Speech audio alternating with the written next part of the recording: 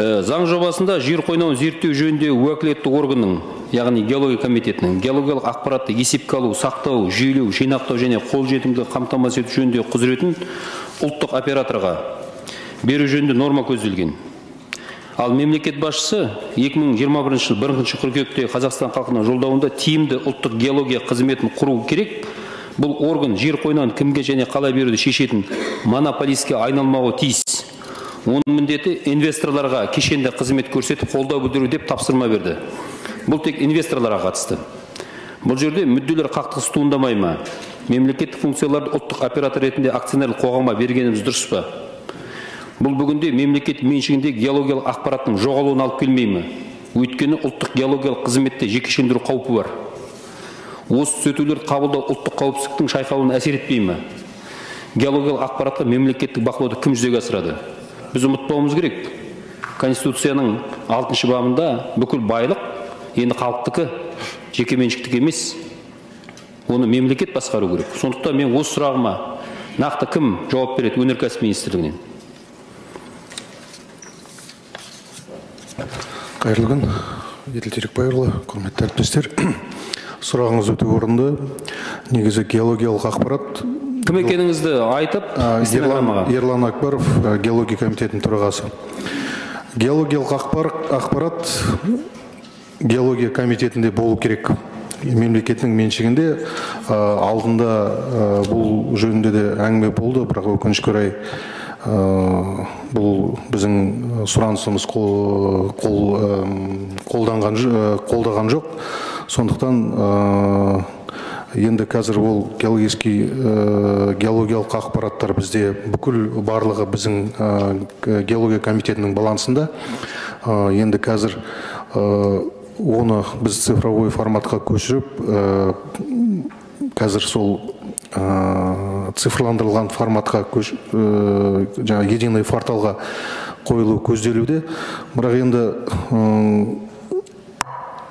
қатты қазбалы пайдалы уәкілетті органға ол бүкіл құжатты берілу қаншалықты ақтайтынын, оның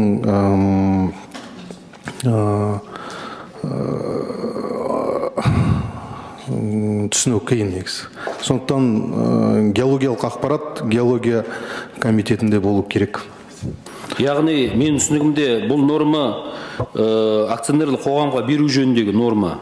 Бұл біздің конституцияға, жалпы жаңа айтып отырған мемлекеттің қауіпсіздігіне әсер етеді ғой. Оны сәйкес келмейді ғой жалпы конституция нормына. Біз неге осы акционерлік қоғамға ол ақпаратты беруіміз керек дейтін норманы мына жерге жазып қойған? Сол көзқарас комитет геологияның. Негізі геологиялық ақпараттың барлығы мемлекеттің меншігінде. Ұлттық геологиялық қызметі 100% мемлекеттің қатысуымен құралған мекеме. Қазір ол ұлттық геологиялық қызметі осы біздің геология комитетінен сенімдік доверительное управление дейді ғой, договор доверительное управление, сол келісім шарт арқылы қазір пайдаланып отыр.